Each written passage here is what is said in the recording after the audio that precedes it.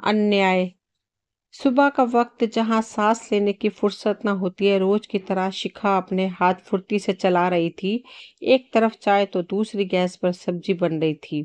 वहीं जल्दी जल्दी परात में आटा लगा ढककर रखा ही था कि सासू माँ चिल्लाई, बहू चाय ले आओ, दोपहर होने आई मगर तुम्हारा तो काम निपटा ही नहीं, और मांगू नहीं तो तुम हमें भूखा ही मार दो। जी माँ। बोल। चाय हाथ में पकड़ा तुरंत अपने बेटे संजू के कमरे की तरफ भागी।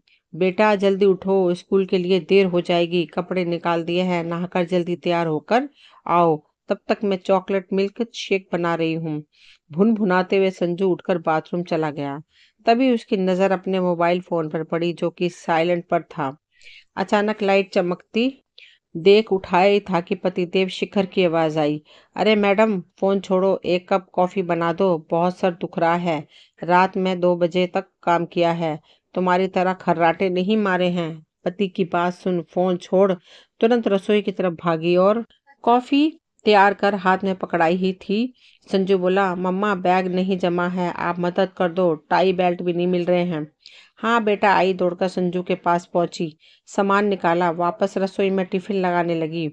थोड़ा सा समय मिलते ही उसने सोचा, फोन लगाती हूँ।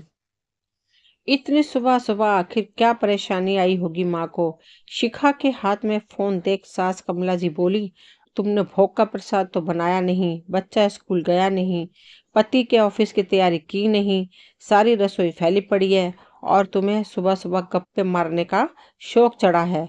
रखो इस टुनटुने को साइड में और जल्दी जल्दी हाथ चलाओ। शिखा चाहती थी कि एक बार माँ को फोन करके पूछ ले कि सुबह से 10 मिस कॉल क्यों हैं, मगर इतनी मजबूर कि चुपचाप फोन रख काम में जुट गई। बेटे संजू को तैयार कर बस स्टॉप तक छोड़ने गई। बस आने में थोड़ी देर थी, सोचा फोन करूं, इतने में बस आ गई। उसने संजू की शर्ट का कॉलर ठीक किया।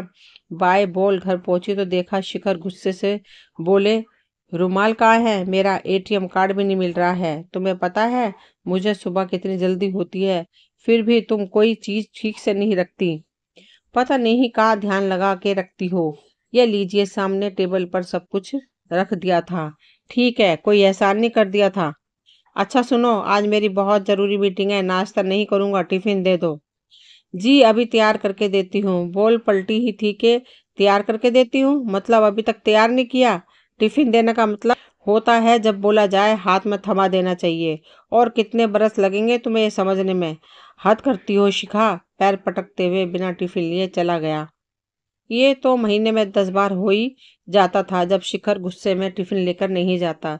शिखा चुपचाप रसोई समेटने लगी, एक कप चाय लेकर बालकनी में बैठ गई। सोचा काम वाली आने तक थोड़ी फुर्सत है, माँ को फोन करके पूछूं क्या बोल रही थी। अपनी बहू के हाथ में फोन देख कमला जी ने उसके हाथ से फोन छुड़ा लिया। सुबह से देख रही हूँ फोन का पीछा नहीं छोड़ रही है। सुनो बड़ी बुआ जी खाना खाने आ रही हैं, खाने मलाई कोफ्ता, बिरयानी, दही बड़ा और बेसन के लड्डू उन्हें बहुत पसंद है, जरूर बनाना मीठे में। पर माँ जी आज तो कोई तीज त्योहार भी नहीं है, फिर बुआ जी अचानक क्यों आ रही हैं। अच्छा, अब घर में बहन बेटियों को आने के लिए तुम्हारी इजाजत लेनी पड़ेगी। कान खोलकर सुनो, ये मेरा घर है, यहाँ कोई भी कभी भी आ जा सकता है। तुम चुपचाप जितना कहा जाए वह करो, कहते हुए अपने कमरे में चली गई। जबकि उन्होंने जानबूझकर केत की बुआ को घर पर निमंत्रण किया था ताकि बहू घर से बाहर न जा सके। चाय पीकर घर की साफ सफाई कर रसोई में जुट गई।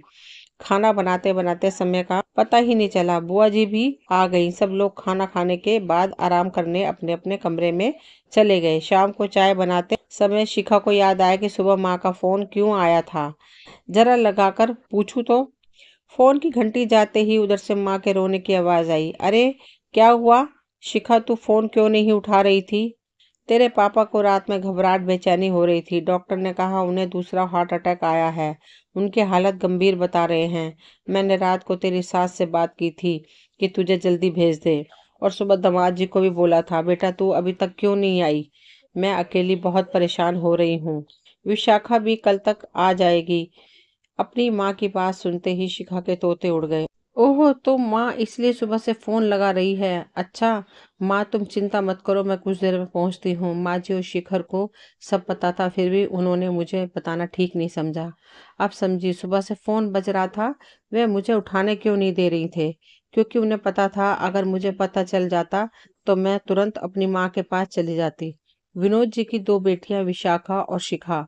विशाखा की शादी दूसरे शहर में हुई थी, मगर बाद में उन्हें एहसास हुआ कि बेटी उनसे कितना दूर हो गई, इसलिए उन्होंने शिखा की शादी अपने शहर में ही कुछ किलोमीटर दूर कर दी। यही सोच के कि बेटी आती जाती रहेगी तो घर आंगन खिला खिला रहेगा और विनोद आभा जी का अकेलापन भी दूर हो जाएगा। शुरू शुरू में सब ठीक रहा। सास कमला जी को कुछ समय बाद शिखा का यूँ बार बार अपने मायके आना जाना अखरने लगा। कुछ विवाद उत्पन्न होने पर भी विनोद आभा जी ने कह दिया कि बेटा हम आराम से हैं, तू तेरा घर संभाल, नए परिवेश में ढलने में थोड़ा समय लगता है। अपने माता पिता की बात सुन शिखा भी चुप हो गई और जैसा कमला जी और शिखर कहते रहे वह करती रही। इस तरह उसका आना जाना साल में 2 बार भी बड़ा मुश्किल में हो पाता, चंद घंटों में वापस लौटना पड़ता। फिर बेटे संजू के बाद तो ना के बराबर जा पाती, क्योंकि कमला जी का अपने पोते के बिना मन नहीं लगता और बहू के बिना उनके घर में कोई काम ही नहीं हो सकता था। एक दिन अचानक उसके पापा की तबीयत खराब हो गई। शुगर, हाई बीपी तो उन्हें पहले से ही था। पता चला उन्हें हार्ट अटैक आया था। उनकी सेवा के लिए शिखा ने काफी भागदौड़ की। पापा के ठीक होते ही वापस ससुराल में रम गई। अब जब कभी पापा के हालचाल जानने के लिए उसका मायके जाना, फिर कमला जी को गुस्सा दिलाने लगा। असल में वे नहीं चाहती थीं कि शिखा उन्हें छोड़कर अपने माँ बाप की सेवा करते रहे, क्योंकि उनके हिसाब से बहू का फर्ज ससुराल वालों की सेवा करना है। हद होती है किसी बात की। अब उन्हें जो ठीक लगा था इन लोगों ने किया, अब मुझे जो ठीक लगेगा मैं वही करूंगी, कहते हुए वो अपने कमरे की तरफ भागी। तैयार होकर पर्स थाम घर से बाहर निकल ही रही थी कि ओ महारानी अचानक द्वार पर छोड़कर कहाँ चली? पीछे से सासू माँ ने तरकस में रखकर तीर चलाया। माँ जी मैं अस्पताल जा रही हूँ, मेरे पापा भर्ती हैं। अरे दिल के मरीज हैं, छोटा मोटा लगा रहता है, क्यों परेशान होती है? कल तक ठीक होकर घर आ जाएंगे, ऐसे बार बार जाने की जरूरत नहीं। जाओ जाकर चाय बनाओ। माँ जी मेरे पापा की तबीयत को आप इतना हल्के में ले लेंगे? अगर उन्हें कुछ हो गया तो? वह सब छोड़िए, आप पहले यह बताइए, आपको यह बात रात से मालूम थी, फिर भी आपने क्यों नहीं बताई? और इसलिए आप मुझे फोन पर बात नहीं करने दे रही थी? अरे अब बुढ़ापा है, याद नहीं रहता कौन सी बड़ी बात हो गई। कमला जी अभी मानने को तैयार नहीं थी कि उनसे कुछ गलती हुई है। इतने में शिखर ऑफिस से वापस आ गया और सब सुन बोला, अरे क्या हुआ? मैंने फोन करके पूछा है, सब ठीक है। अब तुम यूं हंगामा न मचाओ, संडे को जाकर मिल आएंगे। क्यों 5 दिन बाद क्यों ला जाएंगे? मैं भी जा रही हूँ। मेरे पिताजी की हालत गंभीर है और आपको भी सुबह सब पता था, फिर भी आपने मुझे फोन करके क्यों नहीं बताया? अरे गलती हो गई, अब क्या ऐसे ही चीखती चिल्लाती रहोगी? जाओ जाकर मेरे लिए कॉफी बनाओ। आप लोगों को समझ में क्यों नहीं आ रहा है? मेरे पापा हॉस्पिटल में भर्ती हैं और माँ वहाँ के लिए, मेरी बहन भी कल पहुंचेगी, उन्हें मेरी जरूरत है। यहाँ चाय कॉफी तो कोई और भी बना सकता है। शिखर गुस्से से शिखा पर हाथ उठाने ही वाला था कि कमरे से सब सुन केतकी बुआ बाहर आई और बोली, शिखर तुम्हारा दिमाग खराब हो गया है, बहू पर हाथ उठाते हो, वह भी गलत बात के लिए। तुम लोगों को अपनी गलती का एहसास है? उसके पिता हॉस्पिटल में भर्ती हैं और तुम उनकी बेटी को उनसे मिलने से क्यों रोक रहे हो? अरे बुआ जी, उन लोगों का तो रोज रोज का है, कभी यह हो रहा है कभी वो। हमें अपना घर देखना है या उनके घर में ही पड़े रहेंगे? और वैसे भी बेटी दामाद से उन्हें सेवा कराना पाप कराने बराबर है। वाह बेटा, तुम और तुम्हारी माँ जो कर रहे हैं वह पुण्य बराबर है। सच्ची कहते हैं लोग, बहू कभी भी ससुराल को अपना नहीं समझ पाती, क्योंकि हर रोज ससुराल वाले नए नए हथकंडे अपनाते हैं, उसे परेशान करने के। कभी दहेज मंगवाते हैं, बेटा पैदा करने को बोलते हैं, मायके जाने नहीं देते, जिस वजह से उसके पास सहने और घुटने के अलावा कुछ भी रह नहीं जाता।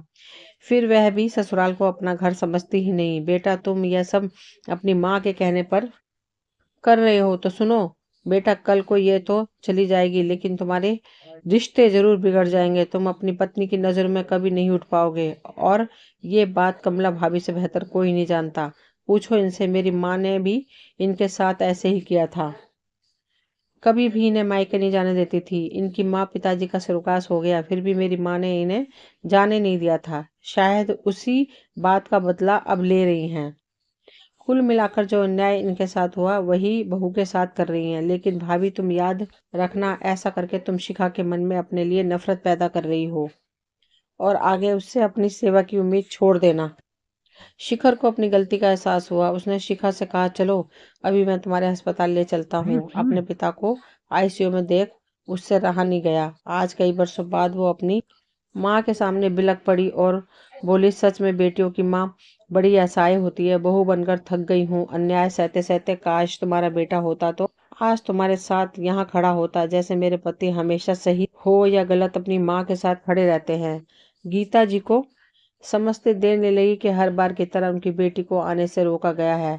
आज उनके सब्र का बांध भी टूट गया और वो बोली, बहू है आपके घर की बंधुआ मजदूर नहीं जिससे हर समय गुलामी करवाते रहे। आखिर उसकी भी जिंदगी है, उसके फैसले हैं। अपने स्वार्थ के लिए इतना नीचे गिर गए कि सामने वाले की इच्छाओं भावना का भी सम्मान नहीं कर पाए। शर्म आती है मुझे आपको अपना दामाद कहते हुए। और कमला जी, आप तो विदाई के समय कह कर ले गई थी कि मेरी बच्ची बहू नहीं बेटी बनाकर रखूंगी। कथनी और करनी में यही फर्क होता है। काश आपने सिर्फ बहू बनाकर रखा होता। मैंने सदा मेरी बच्ची को बड़ों का आदर करना सिखाया है, इसलिए उसने पलट कभी जवाब नहीं दिया। मेरे संस्कार का ये सिला दिया आपने। एक बच्ची को उसके पिता से मिलने तक नहीं दिया। शर्म आती है। छी, कहने को कुछ शेष न था। शिखर और कमला जी अपनी आंखें शर्म से झुकाए खड़े थे। गलती तो बहुत बड़ी की थी जिसके लिए सबकी नाराजगी जायज थी। दोस्तों, ये कहानी यहीं तक थी। मुझे उम्मीद है आप सभी को पसंद आई होगी। अगर पसंद आई हो तो प्लीज़ लाइक शेयर सब्सक्राइब करें ताकि वीडियो की नोटिफिकेशन समय समय पर आपको मिलती रहे। मिलती हूँ अगली वीडियो में, तब तक के लिए थैंक यू।